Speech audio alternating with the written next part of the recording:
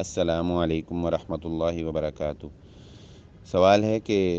والد نے اپنی بہنوں کو حصہ نہیں دیا، 4 بہنوں میں سے 3 کا انتقال ہو چکا، تو کیا اب والد کی جائیداد کا مال اپنی اولاد کو تحائف دیتے ہیں؟ کیا یہ حلال ہے اور اس کی اولاد کے لیے، اور ابھی جائیداد تقسیم نہیں کی، اگر کریں تو کیا یہ بھی جائز ہے؟ بسم اللہ الرحمن الرحیم۔ سب سے پہلے تو یہ بات سمجھیے کہ اللہ تعالیٰ قرآن مجید میں فرماتے ہیں کہ وَلَا تَزِرُ وَازِرَةٌ وِزْرَ أُخْرَىٰ،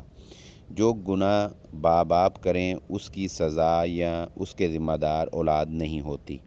آپ کے والد نے اپنی بہنوں کو حصہ نہیں دیا، ان کے مال پر قبضہ کیا، اس کے لیے وہ مجرم ہیں، اولاد مجرم نہیں ہے۔ لیکن چونکہ اولاد کو اس بات کا پتہ ہے کہ ہمارے باپ کی کمائی جو ہے وہ حلال کی نہیں ہے، یہ ایسے ہی ہے کہ جیسے وہ کسی کے مال پر قابض ہیں، حق تلفی کر رہے ہیں اور دوسرے کا مال جو ہے وہ ہتھیا رہے ہیں، کھا رہے ہیں۔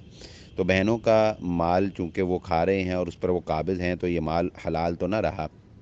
بلکہ رسول اللہ صلی اللہ علیہ وسلم نے تو بڑی سخت وعید فرمائی ہے کہ فرمایا اگر کسی نے ایک بالش برابر بھی کسی کی زمین پر قبضہ کیا تو اس نے جہنم کا ٹکڑا اپنے لیے خرید لیا۔ تو جو بہنوں کا حصہ بنتا ہے وہ اس پر اگر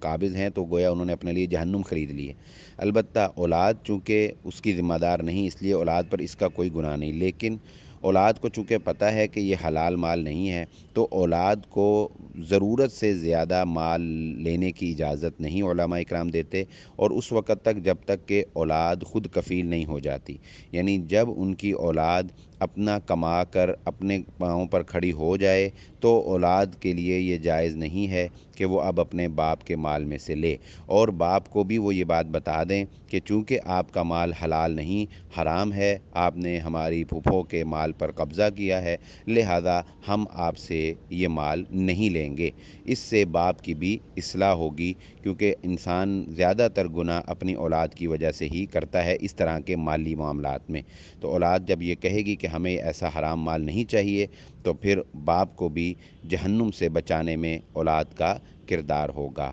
واللہ عالم۔